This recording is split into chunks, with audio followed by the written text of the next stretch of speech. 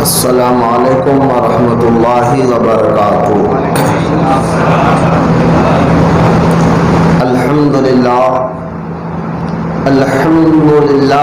رب العالمین، والصلاۃ والسلام علی سید المرسلین وعلی آلہ واصحابہ اجمعین، اما بعد، وقال اللہ تعالی فی القرآن المجید: فأعوذ باللہ من الشیطان الرجیم، بسم اللہ الرحمن الرحیم، وما اللہ بغافل عما تعملون، آمنت باللہ، صدق اللہ العلی العظیم۔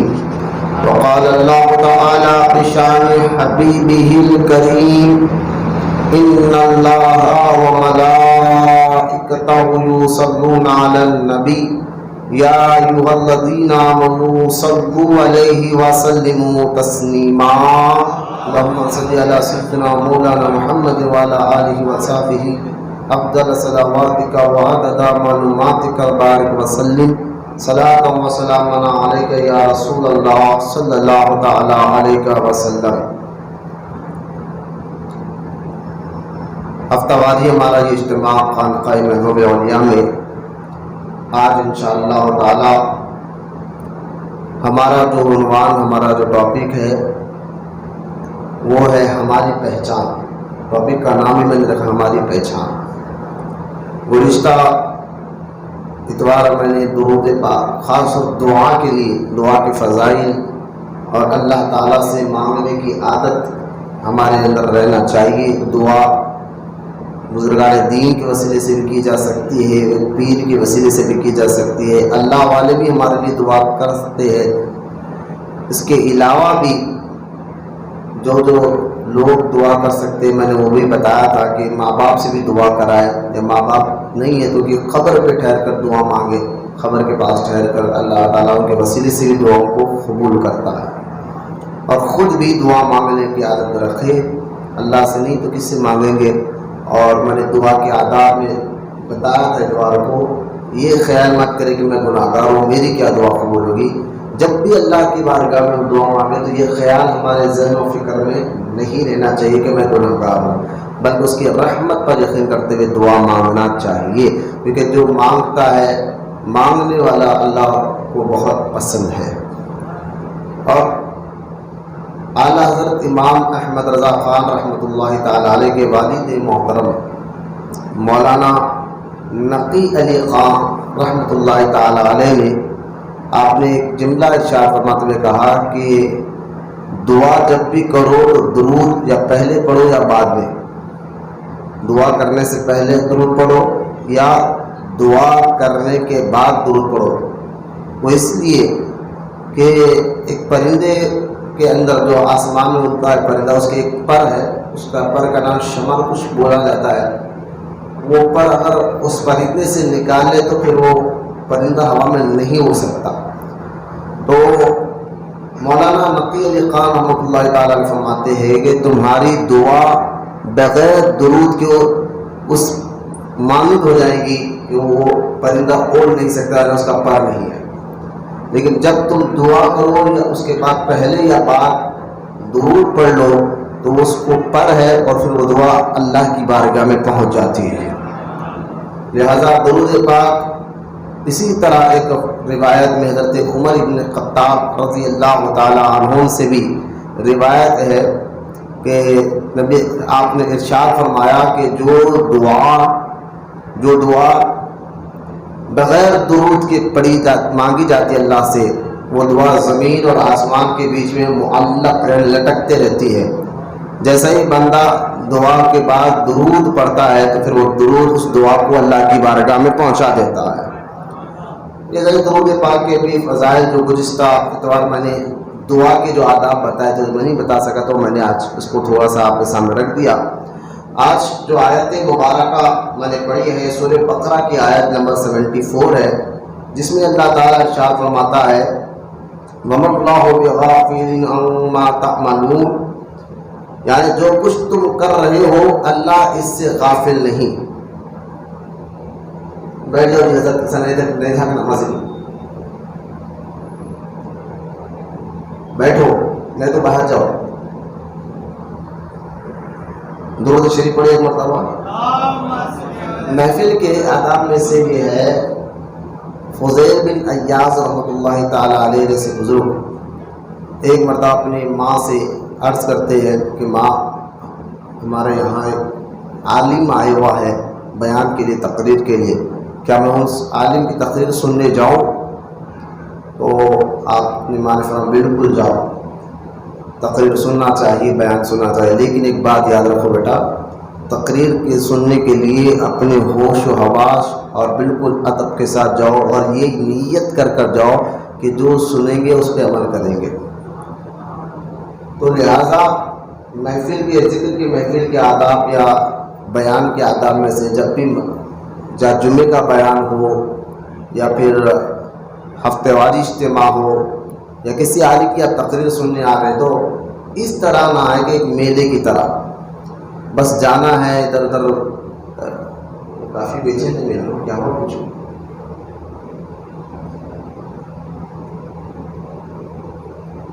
تو باہر میں جاؤ تو بیٹھ جاؤ، لوگ باہر بیچے نہیں رہے، آپ لوگ میرے طرف. لہذا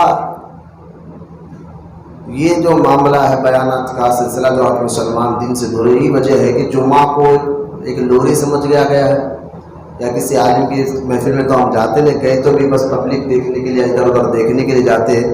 تو جب بھی اجتماع ہو، اگر ہمارا ہوش و حواس اور اس نیت کے ساتھ، کیونکہ قرآن یہ ادب کسی عالم کا نہیں بلکہ قرآن کی آیتوں کا اور حدیث کا ادب ہوتا ہے، یہ بھی ذہن میں رکھے آپ. اللہ اور اس کے رسول کی بات اور اس کے فرامین کا ادب ہوتا ہے، تعظیم ہوتی ہے.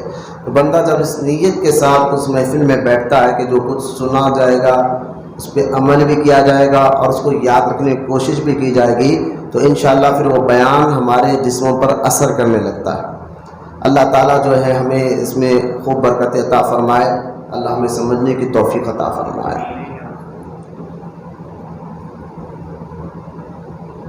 لہٰذا آج کا یہ عنوان جو ہماری آئیڈینٹی یعنی ہماری پہچان کے متعلق میں نے بتایا. دیکھیے، اگر ہم پہلے سب سے پہلے تمہیدی بات آپ کے سامنے رکھتے تاکہ آپ کو یہ بات آسانی سے سمجھ میں آ جائے. آج اگر ہم کسی شخص کو وائٹ کوٹ پہنا ہوا اور گلے میں آلہ ڈالا ہوا دیکھتے ہیں تو ہم پہچان لیتے کہ یہ ڈاکٹر ہے. وائٹ کوٹ اور گلے میں جو ڈاکٹر والا آلہ ہوتا ہے، اس کو دیکھ کر ہم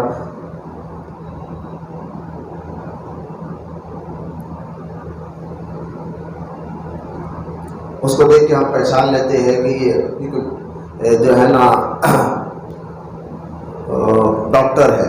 اسی طرح اگر ہم کوٹ کے باہر کسی کو کالے کپڑے پہنا ہوا، کوٹ پہنا ہوا نظر آتے دیکھتے تو ہم سمجھ جاتے کہ یہ وکیل ہے، یعنی پہچان بتا رہا. اگر کسی کو بھگوا کلر کا کپڑا پہنا ہوا اور سر پہ قلم کی چوٹی اور پیشانی پر چار وہ لگے ہوا دیکھا تو ہم سمجھ جاتے کہ یہ کسی مندر کا پجاری ہے. اگر اسی طرح اگر ہم کسی کو سر پر امامہ، چہرے پہ داڑھی دیکھتے ہیں تو سمجھ جاتے کہ یہ مسلمان ہے. اگر ہم ہماری آئیڈینٹی، ہماری پہچان کو دیکھیں آج کے دور میں اور پچھلے دور میں جو مسلمان گزرے ہیں، ان کی آئیڈینٹی، ان کی پہچان میں بہت فرق آ گیا ہے.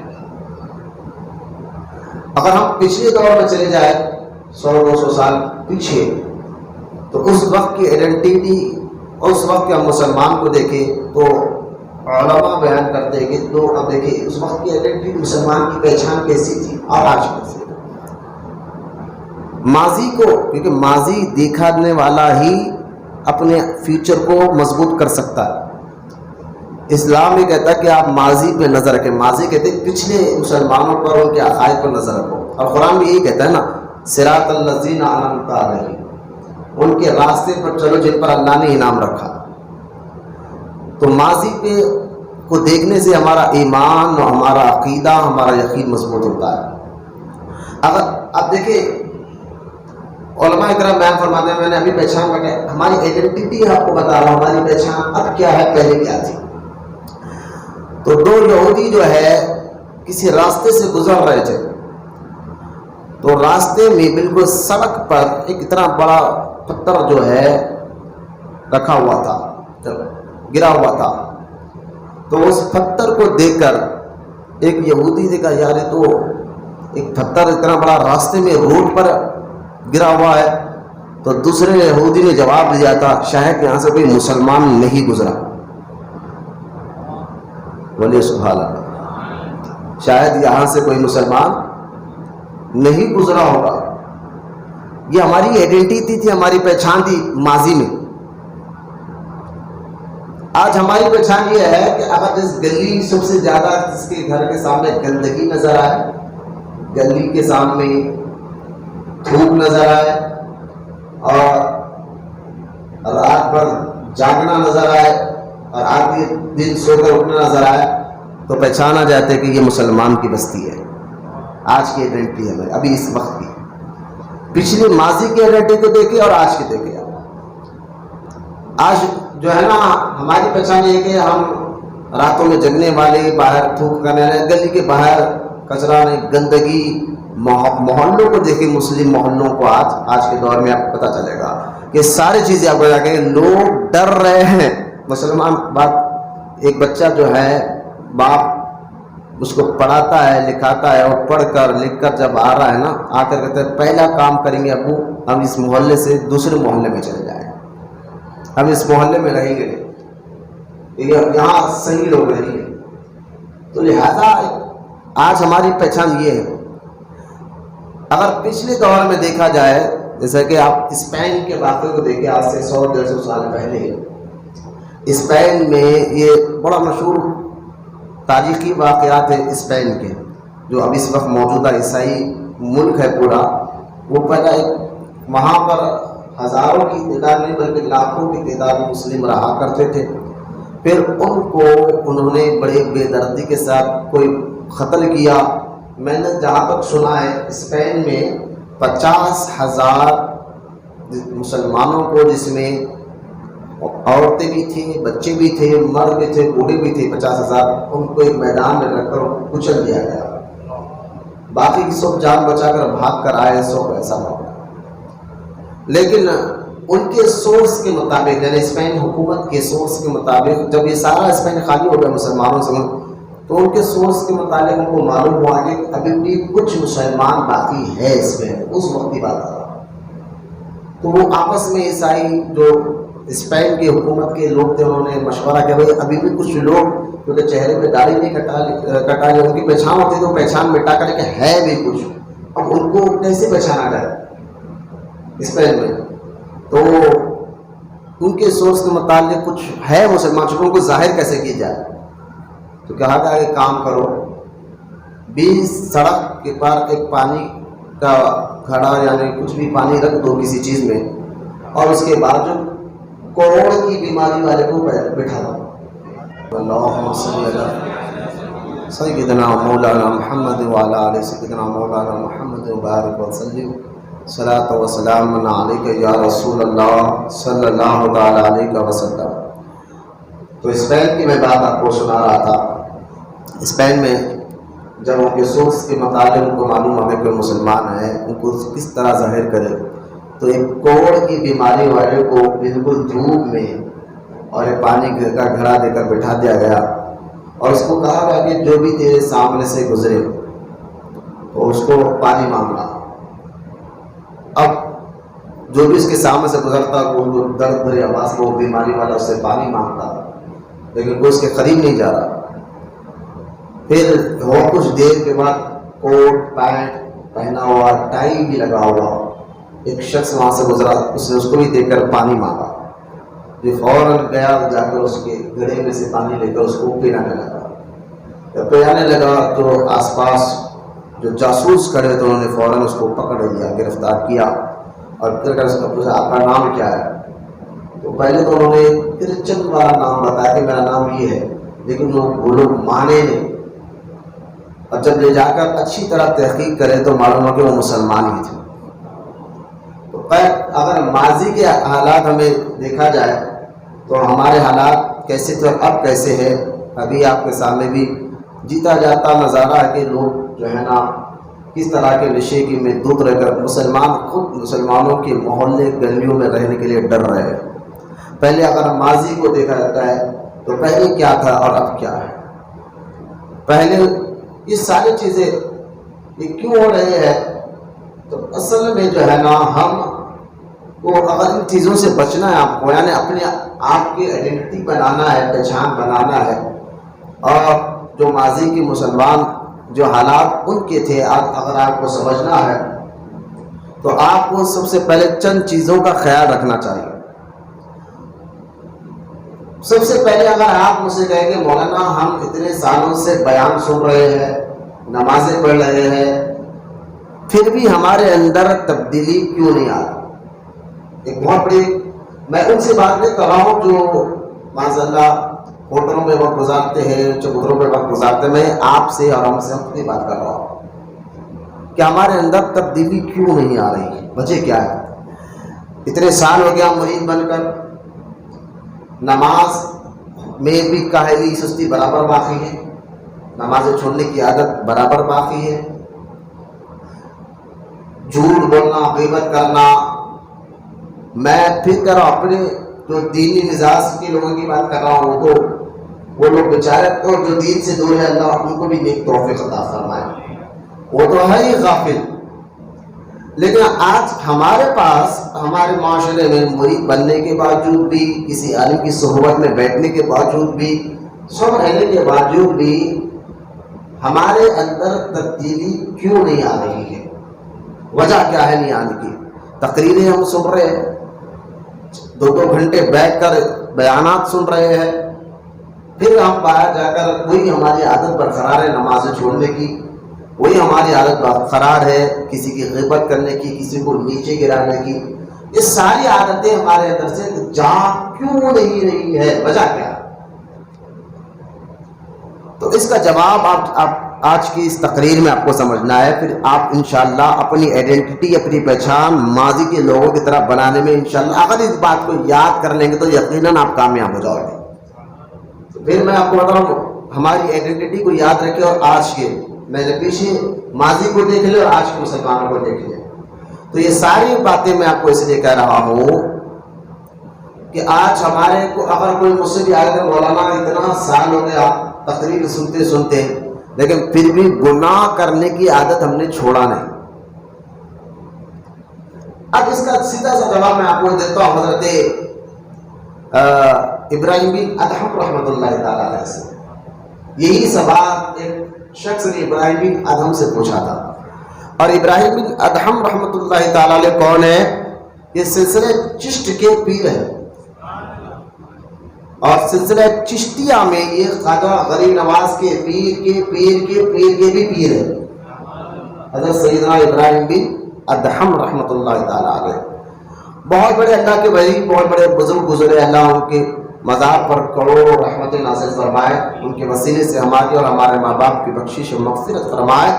حضرت سیدنا ابراہیم بن ادہم رحمۃ اللہ تعالی علیہ کے پاس آ کر وہ شخص کہنے لگا حضور اچھا یہ باتیں ایسے ہیں۔ جب اس شخص نے ابراہیم بن ادہم سے سوالات کیا اور کہا تو آپ نے جو جوابات اس کو دیے، ان جوابات سننے کے بعد اس کی پاس کی اس کی سمجھے کہ ٹوٹل آئیڈینٹی بدل گئی، اور وہ ٹوٹل تبدیل بھی ہو گیا، اور وہ ٹوٹل گناہ سے چھوڑ کر نیکی والی زندگی گزارنے میں لگا۔ وہ باتیں ایسے تھے۔ اللہ والوں کی باتوں میں کافی اثر ہوتا ہے، ان کی نگاہوں میں اثر ہوتا ہے، ان کی باتوں میں اثر ہوتا ہے، اور ایسا اثر ہے 800 سال پہلے وہ باتیں کی تھی، اور آج بھی اگر بندہ ان باتوں پہ عمل کرے گا تو یہ بزرگوں کی باتوں کا اندازہ آپ کو ہو جائے گا کس انداز سے انہوں نے ایک بندے کو گناہ کی عادت کو چھڑایا تھا۔ تو حضرت سیدنا ابراہیم بن ادہم رحمۃ اللہ تعالی علیہ کے پاس یہ وہ شخص آیا، آگے کہنا حضور برسوں ہو گیا گناہ کی عادت جاتی نہیں، کرنا تو کیا کرنا، تقریر ہم سن رہے ہیں، بیانات ہم سن رہے ہیں، اچھے لوگوں کی صحبت میں بیٹھے، لیکن پھر بھی وہی ہماری عادت اخرار ہے، نمازیں چھوڑتے ہیں اور ہم پھر وہی ہماری حرکتیں برابر کرتے ہیں. اب آپ بتائیں کوئی نصیحت کرے کیا آخر اس نصیحت پہ عمل کر کے میں وہ عادتوں کو تبدیل کروں؟ تو حضرت سیدنا ابراہیم بن ادہم رحمۃ اللہ تعالی علیہ نے بہت پیارا جواب دیتے ہوئے فرمایا تھا کہ سن، اگر تو نصیحت لینا چاہتا ہے تو میں تجھے تو نصیحتیں کرتا ہوں، اس پہ عمل کر لے تو انشاءاللہ ہو سکتا ہے کہ اندر تبدیلی آ جائے، اور آئے گی انشاءاللہ. وہ باتیں ایسا ہے کی تو 800 سال پہلے ہے، لیکن اللہ والوں کی نظریں شاید اللہ کے بتانے سے آج کا دور بھی دیکھ رہے تھے، ابھی جو ہمارا دور چل رہا ہے. ابراہیم بن ادہم رحمۃ اللہ تعالی علیہ وسلم حضور کیا کروں، گناہ چھوڑنے کی عادت نکالنا تو کرنا کیا ہوگا؟ حضرت سیدنا ابراہیم بن ادہم رحمۃ اللہ تعالی علیہ نے فرمایا پہلا کام تو ایسی جگہ جا کر گناہ کر جہاں پر اللہ نہ دیکھتا ہو. ایسی جگہ جا کر گناہ کر جہاں اللہ نہ دیکھتا ہو. تو اس نے کہا حضور یہ پہلا پوائنٹ، اور یہ ایسا وظیفہ ہے آپ سب کے لیے، ہم سب کے لیے، میرے لیے، آپ کے لیے. انشاءاللہ اس وظیفے کو آپ اگر ذہن میں بٹھا لیں گے، اللہ دیکھ رہا ہے، تو انشاءاللہ آپ ضرور تبدیل ہو گئے. تنہائی میں ہو، اکیلے میں ہو، چاہے کہیں بھی ہو، پہلا پوائنٹ اللہ دیکھ رہا ہے. تو آپ نے فرمایا ایسی جگہ جا کر جو ہے نا گناہ کر جہاں اللہ نہ دیکھتا ہو. اب اللہ کا نہ دیکھتا. ایک پیر صاحب کا مجھے واقعہ یاد آ گیا. ایک پیر مرشد تھے، اپنے سارے مریدوں، پیر تو ہر مرید سے محبت کرتا ہے الحمدللہ. ایسا نہیں ہے کہ کسی کو دیکھے، کسی کو نیچا کرے، کسی کو اوپر کرے. یہ پیر میں نہیں ہوتا ہے نیچے اوپر کرنا. ان کا اٹھنا، ان کا بولنا بھی ان کی اصلاح کے لیے ہوتا ہے. لیکن معاذ اللہ اس لیے کہا نا کہ سنا سنی باتوں میں آ کر پیر کی بھی غیبت مت کرو. عام آدمی کی غیبت کرنا الگ بات ہوتا ہے، پیر کی یا استاد کی، عالم کی غیبت کرنا الگ بات ہوتا ہے.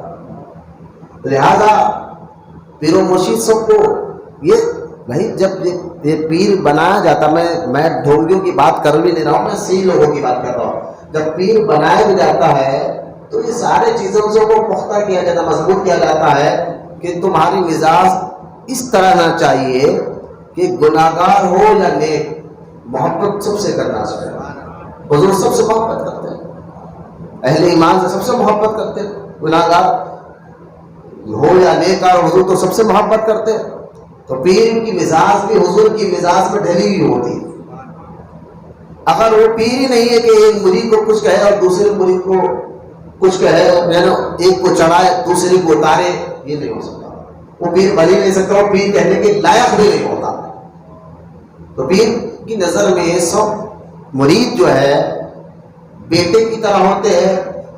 جس طرح ایک باپ اپنے دوسرے کسی بیٹے کو تکلیف پہنچانا یہ گوارا نہیں کرتا، اس طرح پیر بھی اپنے ہر مرید کو تکلیف پہنچے اس کو گوارا نہیں ہوتا. وہ چاہے سامنے آئے یا نہ آئے، وہ ضرور اس کے لیے دعائیں کرتے رہتے ہیں اور اس کے لیے اچھا گمان ہی رکھتے ہیں. یہ پیر کی ایک مثال بتاؤ میں. پیر وہی ہوتا ہے جو قرآن حدیث کو جہاں تک میں نے سمجھا ہے، قرآن حدیث کو، وہ پیر کہاں ہے کہ جو آپ کے پیٹ پیچھے مرید کی ہی غیبت کرے. جب ایک پیر سارے مریدوں کو اچھی طرح سے نظر رکھتا ہے، اسی طرح مرید کو بھی سمجھنا چاہیے کہ جو ہمارا پیر ہے وہ ہمارے روحانی باپ کی طرح ہوتا ہے، اور اس کی عزت ایسی کرنا چاہیے جیسے ہم باپ کی عزت کرتے ہیں. اور جو نالائق بیٹا ہوتا ہے، نافرمان بیٹا، وہ ماں باپ کی عزت نہیں کرتا. لیکن جو فرما بردار نیک بچہ ہوتا ہے ماں باپ کی عزت کرتا ہے. مطلب اسی طرح استاد اور پیر کی بھی عزت کرتا ہے. تو غیبت عام لوگوں کی کرنا اور ہوتا ہے، اور علماء کی یا پیر کی غیبت کرنے والا تو اس کی تو بہت جلدی پکڑ ہو جاتی ہے اللہ کی جانب سے، تباہ برباد ہو جاتا. انشاءاللہ ہمارا ایک ٹاپک ہم رکھیں گے، غیبت کہتے کس کو ہے اور اس کا مطلب کیا ہے. تو لیکن ایک چیز ہے، پیر اپنے مریدوں میں صلاحیت کو دیکھتے ہیں. روحانی صلاحیت کی بات کر رہا ہوں میں.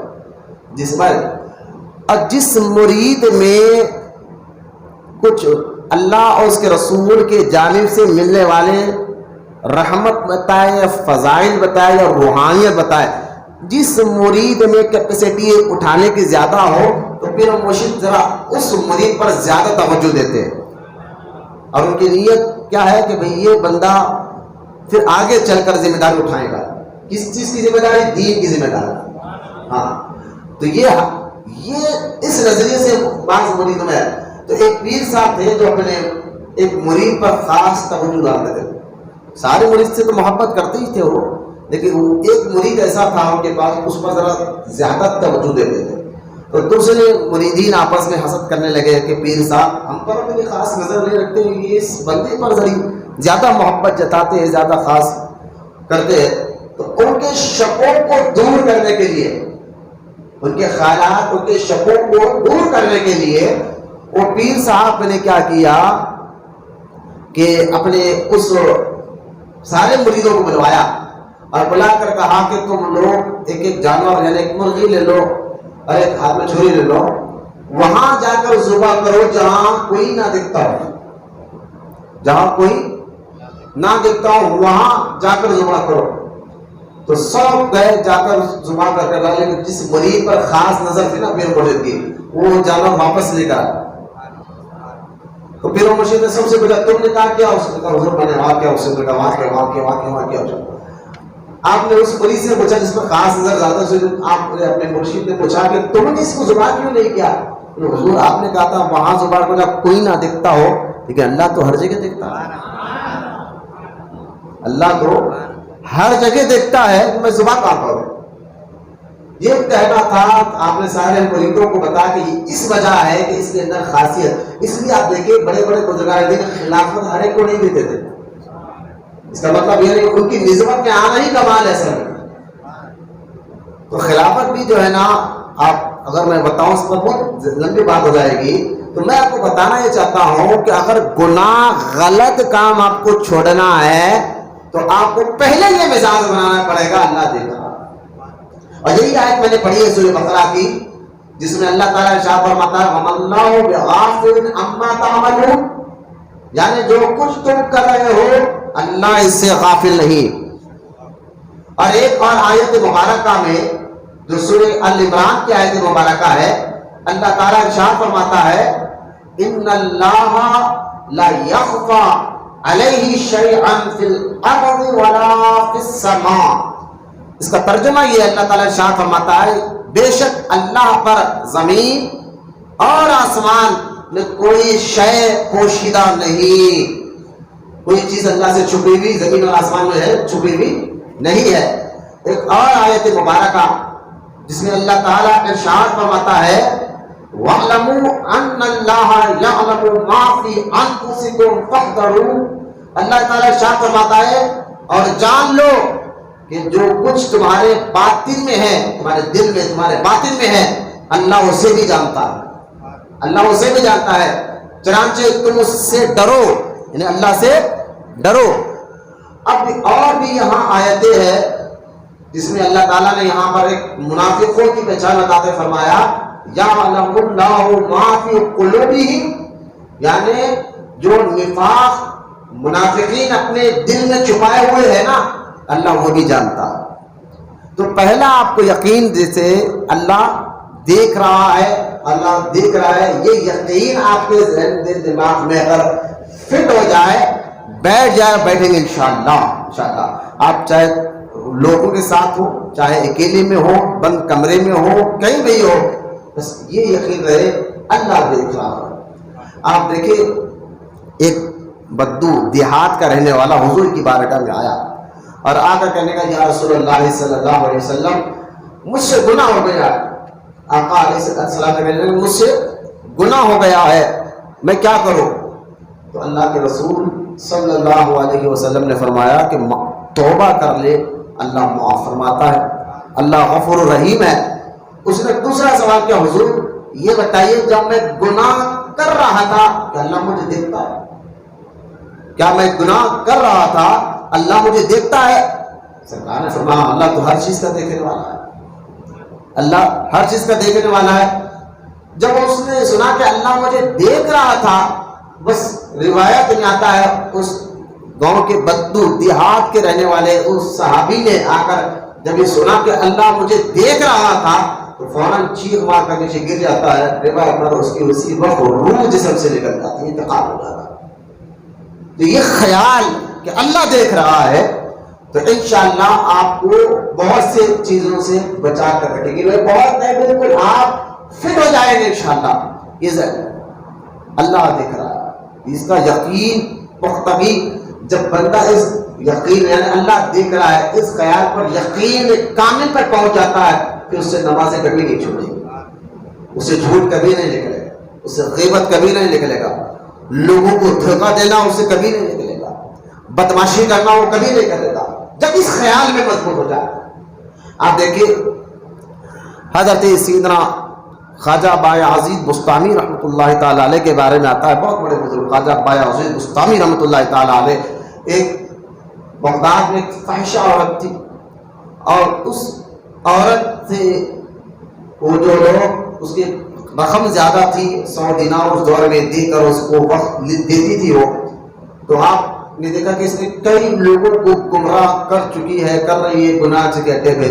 تو خواجہ بایازید بستامی رحمۃ اللہ تعالیٰ نے ایک مرتبہ اس کے گھر چلے گئے، اللہ والوں سے بھی اللہ بڑے بڑے کام لے لیتا گئے، اور جا کے کہا تیری رات کی فیس کیا ہے؟ 100 دینار، آپ نے اس کو 100 دینار۔ اور دیکھیں فرما دیکھ آج کی رات اب تو میرے جو میں کہوں گا وہ تجھے سننا ہوگا، جو میں کہوں گا وہ تجھے سننا ہوگا۔ اس نے کہا بالکل، آج کی رات میں اب آپ جو کہیں گے جو بتائیں گے میں وہی سنوں گا۔ تو آپ کمرے میں جا کے دروازہ بند کر کے آپ نے فرمایا وضو کر، وضو کر لے۔ وہ کہا کہ مجھے تو حالانکہ وہ بظاہر مسلمان تھی، اس نے کہا مجھے وضو کرنا نہیں آتا۔ خواجہ بایازید بستامی کا دور تب کا ہے جاتے ہیں آج سے 1300 سال پرانا دور ہے۔ کتنے سال پرانا؟ 1300 سال کا خواجہ بایازید بستامی کا دور، انہیں کے مرید فرقہ زندہ شمعدار بھی ہیں۔ غوث پاک سے پہلے کے بزرگ خواجہ بایازید بستامی، بستام بغداد میں علاقے کا نام ہے بستام، وہاں پر ان کی مزار شریف ہے خواجہ بایازید بستامی رحمۃ اللہ تعالی علیہ۔ اس نے کہا مجھے وضو نہیں آتا۔ آج بھی یہی حال ہمارا ہے کہ اگر ہم محلوں میں سروے کریں، مسلمان محلوں میں، اور جس گھر میں جوائنٹ فیملی ہوتے ہیں ان کے بڑے بوڑھے کو بلا کر اب وضو کے فرائض بچوں کو معلوم نہیں ہوگا، ان کو پتہ نہیں ہوگا وضو کے فرائض کیا ہے، طہارت کے مسائل کیا ہے، کچھ معلوم۔ آپ نے پھر خواجہ بایازید بستامی رحمۃ اللہ تعالی علیہ نے اس کو وضو کرایا، وضو کا طریقہ بتایا۔ وضو کرنے کے بعد کہا کہ اب میں جیسا نماز پڑھنا 2 رکعت نماز پڑھا۔ اس نے کہا مجھے نماز بھی پڑھنے نہیں آتا۔ اس عورت فاحشہ عورت نے کیا کہا؟ مجھے نماز بھی پڑھنے نہیں آتی۔ آج حال یہی ہو گیا ہے نا، ہمیں بھی حال یہی ہو گیا کہ ہمیں نہ رکوع کا طریقہ معلوم، نہ سجدے کا طریقہ معلوم۔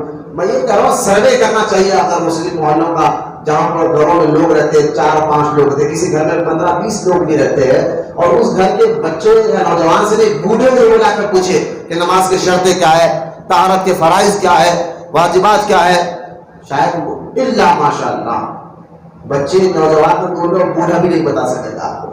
یہ حال ہمارے مسلم کا ہو گیا ہے۔ اللہ ہمارے حالوں پر رحم فرمائے، ہمیں دین سمجھنے کی توفیق عطا فرمائے۔ تو خیر حضرت خواجہ بایازید بستامی رحمۃ اللہ تعالی علیہ نے اس کو کہا کہ جس طرح میں پڑھتا ہوں اس طرح تو پڑھ، اور آپ نے نماز میں سجدے میں جانے کے بعد اللہ کی بارگاہ میں عرض کی یا اللہ یہاں تک لانا میرا کام تھا، اب یہاں سے تیری مرضی میرے مولا، تیری رحمت اس کو دیکھ لے۔ اتنا کہنا تھا جیسا وہ فاحشہ عورت، زانیہ عورت جس کے حسن کا سارے چرچے بغداد میں تھے، لیکن جب خواجہ بایازید بستامی رحمۃ اللہ تعالی علیہ نے اس کو ڈرایا اور یہ بتایا کہ اللہ دیکھ رہا ہے، تو اللہ کی عزت و جلال کی قسم جب وہ سجدے سے اٹھی تو اس نے کہا کہ بایازید ہاتھ بڑھاؤ، میں توبہ کرنا چاہتی ہوں، اور توبہ کی اور سارے گناہوں سے اس طرح مضبوطی سے توبہ کی، جب اس کا انتقال ہوا تو اللہ کی ولیہ اور محبوبہ بن چکی تھی۔ تو یہاں یہ خیال کہ اللہ دیکھ رہا ہے، دوسرا اللہ والوں کی صحبت میں سے بھی انشاءاللہ بندہ گناہوں سے بچتا ہے۔ اس لیے قرآن پاک میں اللہ تعالیٰ ارشاد فرماتا ہے اہدنا الصراط المستقیم، لوگ کہتے ہیں وسیلے کی آیت کیا ہے قرآن میں نے کہا سب سے پہلی آیت یہی ہے وسیلے کے لیے. اہدنا الصراط المستقیم یہ آیت میں وسیلہ بھی ہے. اس کا ترجمہ کیا ہے اہدنا الصراط المستقیم کا؟ اعلیٰ حضرت امام احمد رضا خان رحمۃ اللہ تعالی علیہ نے اس کا ترجمہ کیا، اے اللہ چلا سیدھا راستہ. اور کچھ لوگوں نے اس کا ترجمہ کیا دکھا سیدھا راستہ. تو چلا اور دکھا میں فرق کیا ہے بھائی؟ اگر آپ کسی جگہ جانا آپ کو ہے اور آپ کسی گاؤں یا دیہات یا کسی شہر میں آپ پہنچ گئے اور آپ کو کہیں اور جانا ہے تو آپ نے کسی سے رک کر پوچھا بھائی فلاں ایڈریس کہاں ہے، یہ مکان کہاں ہے، یہ گھر کہاں، مجھے وہاں تک جانا ہے. تو اس آدمی نے کہا ایک کام کرو بھائی یہاں سے سیدھا جاؤ، ایک چوراستہ آئے گا وہاں سے آپ لیفٹ مڑ جاؤ، پھر وہاں سے سیدھا جاؤ، پھر ایک چوراستہ آ جائے گا وہاں سے رائٹ مڑ جاؤ، پھر وہاں سے سیدھا جاؤ، پھر آپ کو 3 گلیاں دیکھیں گے تو آپ کو بیچ کی گلی مڑنا ہے، پھر وہاں سے یہاں مڑنا ہے. بس آپ کو ایڈریس دکھایا گیا. تو جب آپ جائیں گے تو آپ کے بھٹکنے کے چانس زیادہ ہو گئے. آپ کے بھٹکنے کے چانس کیا ہو گئے؟ زیادہ ہو گئے. اگر اسی آدمی کو آپ نے اگر کوئی آپ کو کہے نہیں بھائی جس منزل پہ آپ جا رہے ہیں نا اس کو میں بھی وہیں جا رہا ہوں، چلو آپ میرے ساتھ چلو میں چلاتا ہوں، تو آپ کے ساتھ وہ منزل تک تو دکھانے میں بھٹکنے کے چانس زیادہ ہوتے ہیں. اور جب ساتھ والا ساتھ چلے خود چلے میرے ساتھ میں آپ کو منزل تک پہنچا دیتا ہوں تو وہ بندہ بھٹکتا نہیں ہے. اس لیے اس کا ترجمہ دکھا نہیں چلا ہوگا. بولے محبت سے سبحان اللہ. اہدنا الصراط المستقیم، اے اللہ چلا سیدھا راستہ. یعنی بھائی ہم نماز پڑھ رہے اور کون سا راستہ دکھائے، لہذا نماز پڑھ رہے عبادت کر رہے یہ راستہ بھی دکھائے. اب اس پر مضبوطی سے چلا، اس پر مضبوطی سے چلا تو ہم دعا کرتے ہیں اللہ چلا سیدھا راستہ. تو اللہ پاک نے فرمایا ٹھیک ہے تم ان سے یہ دعا مانگتے ہو چلا سیدھا راستہ. تو سیدھا راستہ چلنا کیسا ہے، کس کے ساتھ چلنا ہے، میں آگے اللہ کو جواب دیتا ہے صراط الذین انعمت علیہم، ان لوگوں کے راستے پہ چل جن پر میرا انعام ہوا ہے. اور کس پر انعام ہوا ہے؟ من النبیین والصدیقین والشہداء والصالحین. اللہ کا انعام نبیوں پر، صدیقوں پر، شہداء پر اور صالحین پر ہوا ہے.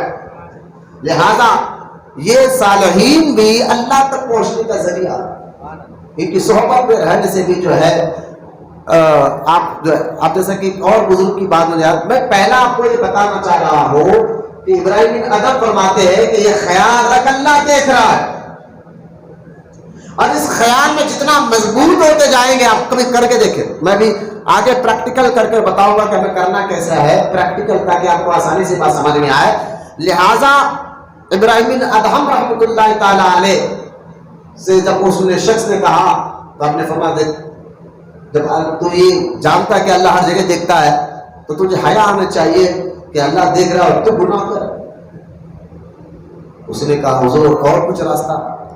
آپ نے فرمایا ایک کام کر، رزق کھانا چھوڑ دے، رزق کھانا چھوڑ دے، کیونکہ رزاق تو اللہ ہے، رزق تو اللہ ہی دیتا ہے نا اس کا.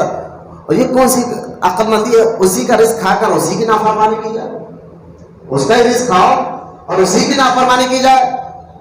تو اس نے کہا حضور رزق کے بغیر تو ہم جی نہیں سکتے، ہم رزق کے بغیر زندگی نہیں لے سکتے، یہ کیسے ممکن ہوتا ہے کہ رزق کھانا چھوڑ دے؟ تو آپ نے ابراہیم بن ادم نے فرمایا پھر یہ کیسے ہو سکتا ہے کہ رزق بھی اس کا کھاؤ اور نافرمانی بھی اسی کی کرو، اسی کو ناراض کرو. اس نے کہا حضور اور کچھ پتا ہے؟ آپ نے بولا ایک کام کر، جب ملک الموت آئے نا تو اس کو کہے کہ میں مرنے والا نہیں بعد میں آؤں، یہ بول کے بھیجا ہے. حضور یہ ملک الموت ہماری بات کیوں سن رہے؟ ملک الموت کی تو ڈیوٹی ہے، وقت آئے گا تو روح نکال لیں گے. تو ابراہیم بن ادم نے فرمایا دیکھ تو جب جانتا ہے کہ ملک الموت کو ہم یہ نہیں کہہ سکتے کہ کل آ جاؤ پرسوں آ جاؤ، ابھی نہیں مرنے والا، مجھے اور جینا ہے، جبکہ اللہ نے قرآن میں کہہ دیا ہر ایک کا دن ٹائم وقت مقرر ہے، اس کے نہ 1 منٹ آگے ہوتا ہے نہ پیچھے ہوتا ہے. موت کے لیے موت کی جو گھڑی مقرر ہے اللہ کی جانب سے، نہ اس کے 1 منٹ آگے نہ 1 منٹ پیچھے، بس اس وقت پر ہے تمہاری روح نکالی جاتی ہے. تو ابراہیم بن ادم نے فرمایا جب تجھے معلوم ہے کہ موت کا وقت کبھی بھی آ سکتا ہے، کسی ٹائم بھی آ سکتا ہے، کسی وقت بھی آ سکتا ہے، اگر آ جائے تو ٹال بھی نہیں سکتا تو، وہ وقت آ جائے تو ٹال بھی نہیں سکتا.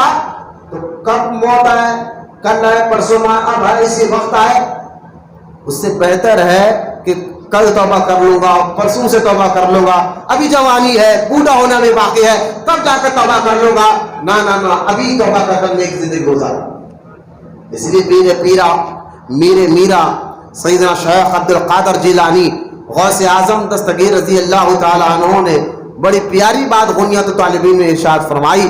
آپ فرماتے ہیں بس تم یہ خیال کر لو زندگی ایک دن کی ہے. مطلب کیا؟ غوث اعظم فرماتے جو کل گزر گیا، کل کیا تھا؟ ہفتہ تھا. غوث اعظم فرماتے جو کل گزر گیا وہ واپس آنے والا نہیں، اور آنے والے کل یعنی پھر اب کل آئے، آنے والا کل کا بھروسہ نہیں. تم رہ سکو گے یا نہیں رہ سکو گے، یہاں سے پتا نہیں کہ تم گھر تک جا سکتے ہو یا نہیں جا سکتے، موت کب آ جائے.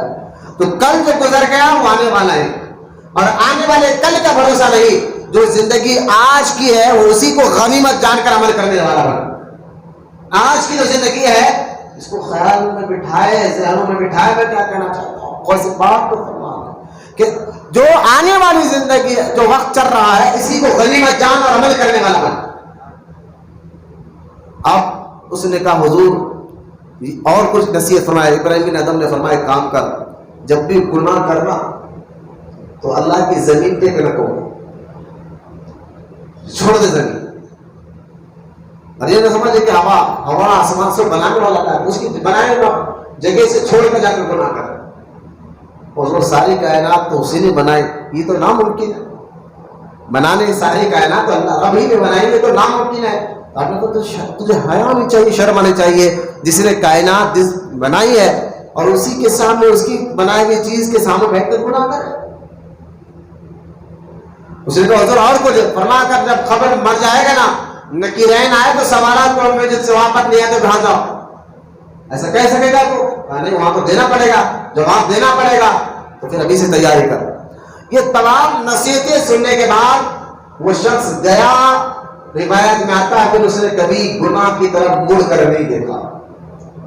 تو یہ ساری باتیں میں آپ کو اسی لیے سنا رہا ہوں کہ خیال آپ اپنے اندر پیدا کریں. اللہ یہ سب سے پہلا آپ کو گناہ چھوڑنے کے لیے یہ خیال آپ کے اندر مضبوط کرنا ہے کہ اللہ دیکھ رہا ہے. جب یہ خیال پیدا ہو جائے گا تو نہ سستی آئے گی نہ کاہلی آئے گی. میں نے جمعہ میں بھی حدیث پاک سنائی ہے. اللہ کے رسول صلی اللہ علیہ وسلم نے فرمایا کمزور مومن سے زیادہ طاقتور مومن اللہ کی بارگاہ میں عزت والا ہے. کمزور مومن سے مراد کون؟ طاقتور مومن سے مراد کون؟ کمزور مومن. اس حدیث کے دو معنی نکلتے ہیں اور میں آپ سب کو سنا رہا ہوں. ایک کمزوری کیا ہے؟ دیکھیں بندہ کمزور ہے، کس وجہ سے کمزور ہے؟ گٹکے کھانے کی وجہ سے، شراب پینے کی وجہ سے. بس لوگ سستی اور کاہلی جس میں بیٹھ رہے جماعت لے رہے تو سستی کاہلی یہ اللہ نے سست بندہ نہ اللہ کو پسند ہے نہ رسول کو پسند. سستی نہ اللہ کو پسند ہے، کمزوری نہ اللہ کو پسند ہے نہ بندوں کو پسند، رسول پاک کو پسند ہے. لہذا کمزور بندہ اللہ کی بارگاہ میں عزت والا نہیں، طاقتور والا. تو کمزوری سے مراد کیا ہے؟ جو بلا وجہ گٹکے پان شراب کھا کر اپنے آپ کو کمزور کرے، آدھی رات جگ کر اپنے آپ کو کمزور کرے، آدھا دن سو کر اپنے آپ کو کمزور کرے. یہ ساری کمزوریاں لالے آپ کے ذہن میں کیا ہے کہ کمزور. اور وہ مومن اللہ کی بارگاہ میں عزت والا ہے جو پرتیلا ہو، چست جسم رکھنے والا ہو، ورزش بھی جاتا ہو، طاقت اس لیے رکھتا ہو تاکہ اللہ کی عبادت آسانی سے کر سکے. تو وہ علماء نے اس حدیث کی شرح کرتے ہوئے بیان فرمایا کہ ورزش کرنا، باڈی بنانا، صحت کا خیال رکھنا یہ اللہ کو بہت پسند ہے. یہ اس نیت تمہاری ہونا چاہیے کہ اگر میں صحت مند رہوں گا تو نماز بھی سکون سے ادا کروں گا، روزے بھی سکون سے ادا کروں گا، اللہ کی عبادت میں کوئی سستی نہیں، کوئی کاہلی نہیں، نہ دھوپ کا ڈر، نہ پانی کا ڈر، نہ بارش کا ڈر. لہذا صحت کا خیال اس نیت کے ساتھ رکھو تاکہ تم طاقتور مومن بنو، اللہ کی بارگاہ میں طاقتور مومن بنو. تو حدیث میں سرکار فرمایا کمزور مومن سے زیادہ طاقتور مومن اللہ کی بارگاہ میں عزت والا ہوتا ہے. ایک تو یہاں اس حدیث کا معنی یہ ہے کہ آپ جسم کو مضبوط رکھو، صحت کا خیال رکھو، بلا وجہ جب آپ کو معلوم ہے فلاں چیز کھانے سے آپ کی صحت خراب ہو سکتی ہے تو آپ اسے پرہیز کریں، کیونکہ صحت اللہ کی ایک نعمت ہے۔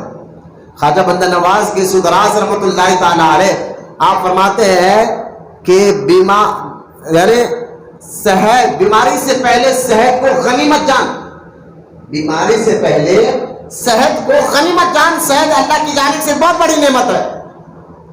تو یہ حدیث یہ بندہ نواز کی نظر میں دی، تبھی تو آپ نے یہ بات فرمایا۔ ایک تو یہ مانا کہ صحت کا خیال رکھے، دوسرا اس حدیث کا ایک دوسرا مانا بھی نکلتا ہے جو حضور نے فرمایا اللہ کی بارگاہ میں کمزور مومن سے زیادہ طاقتور مومن کی عزت ہے۔ تو ایک تو میں نے آپ کو مانا بتا دیا کہ جسم اچھا رکھے، صحت کا خیال، دوسرا اس کا مانا یہ ہے وہ مومن اللہ کی بارگاہ میں طاقتور مومن سے مراد وہ مومن عزت والا ہے جس کا یقین اللہ پر رسول پر مضبوط ہو، مجھے محبت سے سنا رہا، جس کا جس کا یقین اللہ پر اور رسول پر مضبوط ہو۔ تو جب یقین بندے کا یعنی اللہ ہے، دیکھ رہا ہے، اس کے نبی ہے، برحق ہے، جو جو قرآن کہتا حق ہے، جنت ہے، دوزخ ہے، فرشتے ہیں، مرنا ہے، قبر میں جواب دینا ہے، قیامت میں حساب کتاب دینا ہے، اس ساری باتوں پہ جتنا یقین آپ کا مضبوط ہوگا اتنا اللہ کی بارگاہ میں آپ کی عزت بڑھتے جائے گی، اس کی اللہ کی بارگاہ میں اتنی زیادہ آپ کی عزت بڑھتے جائے گی۔ تو لہٰذا اس حدیث کو ذہن میں رکھے، میں گناہ چھوڑنے کے لیے جب بندہ اس یقین میں پہنچ جاتا ہے نا کہ اللہ دیکھ رہا ہے، گناہ چھوڑنے کے لیے، غلط عادتیں چھوڑنے کے لیے آپ اکیلے میں معاذ اللہ ایسا نہ ہو کہ آپ تنہائی میں گھر میں بیٹھ کر یوٹیوب پہ کچھ گندی چیزیں دیکھ رہے ہو اور یہ خیال آ جائے اللہ دیکھ رہا ہے، یقین جانے یہ خیال آپ کے ذہن میں آئے تو آپ کا یہ آپ دیکھنا چھوڑ دیں، اکیلے میں بیٹھ کر کسی کی غیبت کر رہا ہو، یہ خیال آ جائے اللہ دیکھ رہا ہے، غیبت کرنا آپ چھوڑ دیں، چغل خوری دیکھنا چھوڑ دیں، کسی کو گرا کر دیکھنا چھوڑ دیں گے۔ آپ ہے کیا ہم ہے کیا ہوتا ہے؟ میں کہتا ہوں جو لوگ تکبر کرتے تم ایک ناپاک خطرے سے بنے ہو، کس بات پہ تمہیں تکبر ہے؟ تقریر سن کر پیر کی صحبت میں بیٹھ کر بھی وہی غیبت والی عادت، وہی چغل خوری عادت نہ جائے تو یقین جانیے کہ اصل میں آپ صرف رسم اپنا رہے تھے، حقیقت کو آپ نے اپنایا ہی نہیں۔ جو نظام الدین اولیاء نے فرمایا تھا مرید کی دو قسم ہوتے ہیں، ایک رسمی اور ایک حقیقی۔ رسمی مرید بہت ملتے ہیں، حقیقی مرید کسی نہیں۔ اور میں نے آپ کو اس سے پہلے بھی کہا کہ مریدوں کو بنا کر بڑھانا مقصد نہیں ہے، ایک رہے لیکن حلال کا بچہ رہے بس ہے، ورنہ بچے تو کتوں کے بھی زیادہ ہوتے ہیں، کتیوں کے بھی ہوتے ہیں، خنزیروں کے بھی ہوتے ہیں، وہ مقصد نہیں ہے، ایک ہو، حلال ہو، مضبوط ہو۔ تو مرید بنانے کا مقصد تعداد بڑھانا نہیں ہے، لہذا تعجب ہوتا ہے، میں ان سے نہیں کر رہا ہوں تو دین سے غافل، اللہ ان کو بھی نیک توفیق دے، میں ان سے کہہ رہا ہوں جو علماء کی صحبت میں بیٹھ کر غیبتیں کر رہے ہیں، میں ان سے کہہ رہا ہوں جو پیر کی صحبت میں بیٹھ کر غلط کام کر رہے ہیں۔ تعجب ہے تمہارے اوپر کہ تمہاری یہ حرکتیں کب تک، کیونکہ تمہیں یہ خیال آیا ہی نہیں ہے نا کہ اللہ دیکھ رہا۔ اگر یہ خیال تمہارے اندر پیدا ہو جائے، جیسے یہ خیال پیدا ہوتا ہے نا، کچھ چیزیں ہمارے اندر آٹومیٹک آ جاتی ہیں۔ جب یہ خیال ہمارے اندر پیدا مضبوط ہو جائے، اور اس خیال کو ہمارے اندر کیسے مضبوط کرنا میں آخری میں بتا کر انشاءاللہ ہم ذکر پڑھیں گے، میں بتاؤں گا آپ کو، لیکن یہ خیال جب مضبوط ہو جاتا ہے تو کچھ چیزیں ہمارے اندر آٹومیٹک آ جاتی ہیں۔ ان میں سے جب یہ خیال میں ہم مضبوط ہو جائے اللہ دیکھ رہا ہے تو سب سے پہلی چیز ہمارے اندر حیا آ جاتی ہے۔ حیا، حیا ہے کیا؟ حیا ایمان کا حصہ ہے۔ ایک بندہ گناہ کر رہا ہے، شراب پی رہا ہے، غلط کام کر رہا ہے، روڈ پر کھلم کھلا، تو آپ کیا کہتے ہیں اس کو؟ حیا والا یا بے حیا؟ بے حیا ہی کہتے ہیں نا، جو کھلم کھلا گناہ کرے۔ تو جو حیا والا ہے وہ گناہ نہیں۔ لہذا جب یہ یقین پیدا ہو جائے کہ اللہ دیکھ رہا ہے تو حیا ہمارے اندر آ جاتی ہے۔ حیا کے معنی آپ دیکھیں، میں 2-4 حدیثیں آپ کو سناتا ہوں، اس سے آپ کو پتہ چلے گا حیا ایمان کا کیسا جز ہے، حصہ ہے، بنیاد ہے، اور یہ آتی کب ہے؟ جب یہ یقین مضبوط ہوتا ہے اللہ دیکھ رہا ہے۔ طاقتور مومن بنو اللہ کی بارگاہ میں، بزدل کمزور والے مومن نہیں بنو۔ حدیث پاک دیکھے اللہ کے رسول صلی اللہ علیہ وسلم نے جب جبریل علیہ السلام نے پوچھا تھا کہ احسان کیا ہے، تو آپ نے فرمایا تھا اللہ کے رسول علیہ السلام نے، اے جبریل احسان یہ کہ اللہ دیکھ رہا ہے۔ احسان یہ ہے کہ اللہ کی عبادت ایسا کر کہ تو اللہ کو دیکھ رہا ہے، یہ نہیں ہو سکتا تو یہ خیال کر اللہ تجھے دیکھ رہا ہے، نبی کریم صلی اللہ تعالیٰ علیہ وسلم نے ایک اور حدیث پاک میں فرمایا، بے شک کسی انسان کے ایمان کی افضل ترین خصلت میں سے اس بات کی معرفت بھی ہے کہ جہاں بھی ہو اللہ اس کے ساتھ ہے. یعنی یہ مومن کی ایمان کی اچھی خصلت، اچھی عادت ہے کہ یہ خیال اس کے اندر ہمیشہ رہے، وہ جہاں بھی ہو اللہ اسے بولے، اللہ اسے سمجھ کر، اللہ اسے. آپ کے چہرے کسی کی آنکھیں کھینچے جا رہی ہے، کسی کو جمع آ رہی ہے تو سو مل کر بولے اللہ دیکھ رہا ہے، تاکہ آپ کو ہوش بھی رہے اور آپ کے نیند میں. اب میں یہ بولا، اب جس کی آنکھیں اترے اب نام لے کے اٹھاؤں گا اس کو. لہٰذا اب آپ سمجھے، اب آپ کو میں بتانا یہ چاہتا ہوں کہ احسان کیا ہے. اب آپ دیکھیں حیا کیا ہے. نبی کریم صلی اللہ تعالیٰ علیہ وسلم نے ارشاد فرمایا، اگر یہ چیزیں میں آپ کو یاد رہ جائیں گی تو چند حدیثیں تو آپ کو بتانا چاہتا ہوں انشاءاللہ. نبی کریم صلی اللہ تعالیٰ علیہ وسلم کی بارگاہ میں انصار میں سے ایک شخص کے پاس سے گزرے جو اپنے بھائی کو، یعنی حضور ایک جگہ سے گزر رہے تھے مدینہ پاک میں، تو ایک بھائی اپنے بھائی کو ڈانٹ رہا تھا. کس لیے ڈانٹ رہا تھا؟ کہ وہ ضرورت سے زیادہ حیا کرتے تھے. حیا تھا ان کے شرم، حیا کرتے تھے. تو جب یہ حضور نے سنا کہ بڑا بھائی چھوٹے بھائی کو ڈانٹا، اتنا بھی حیا کیا ہے، اتنی بھی شرم کیا ہے، یہ کیا تم بار بار شرم کرتے رہو، حیا کرتے رہتے ہو. تو حضور علیہ السلام نے اس کو فرمایا، نہ اس کو مت ڈانٹ، کیونکہ حیا ایمان کا حصہ ہے.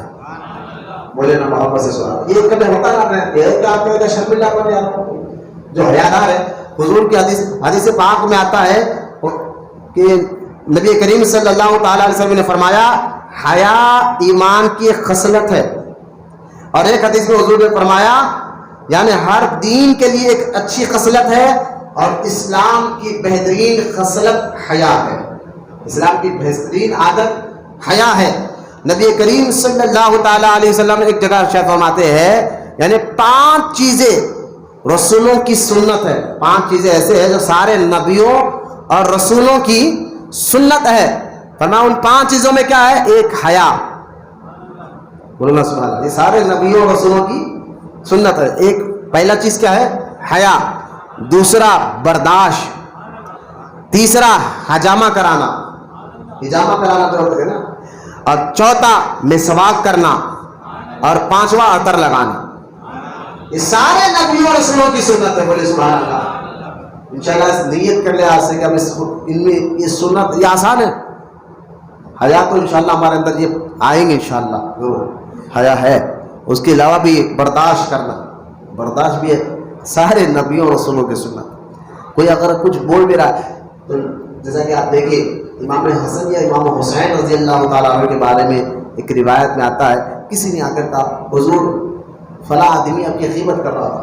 اب ہمارے کو غصہ آ جاتا، ہم تو تحقیق نہیں کر رہے. آج کل ہمارے اندر جو آپس میں چہرے میں ہاتھ تو میرے دل نہیں مل رہا بات کرنے میں. کچھ ہمارے مریدوں میں کیا عادت ہے، چہرے میں ہاتھ میں دل نہیں مل رہا. کئی لوگ تو اس کی وجہ یہ بندہ میرے پیٹ پیچھے بولا، فلاں نے بولا، تو ہمارے پاس تحقیق کرنے کی عادت نہیں ہے. فلاں نے بولا یہ بندہ جو ہے ایسا ہے، اللہ ہے فلاں. دیکھو میں نے کہیں کو اندر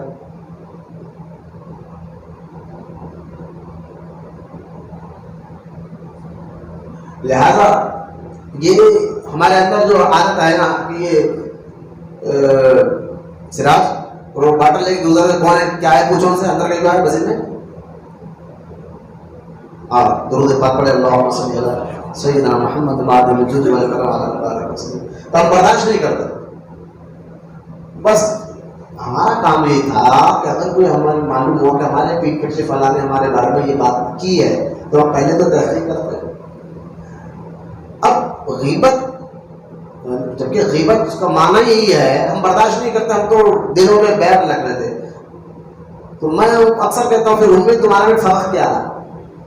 بھائی ایک بندے نے آپ کی غیبت کی اور آپ بھی تو اس کی غیبت کرنا شروع کر دیتے ہیں. آپ انہیں ایسا بولا، میں اس کے بارے میں ایسا بولتا ہوں، تو دونوں میں فرق ہے کیا؟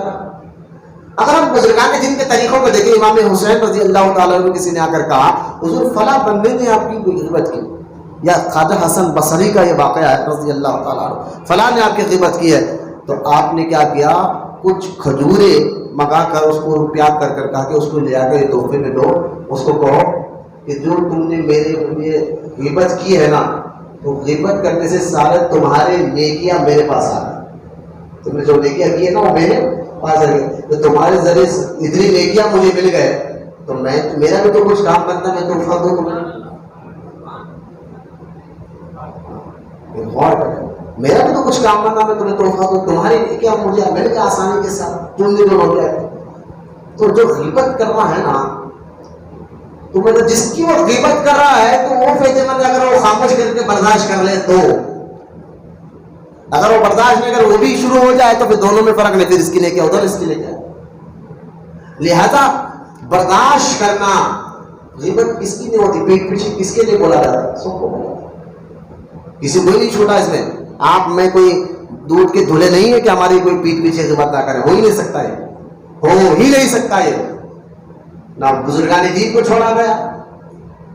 لیکن عقل مندی کیا ہے کہ اگر معلوم ہو جائے تو صبر کرے اللہ کی رضا کے لیے، اس میں آپ کو ثواب ہے۔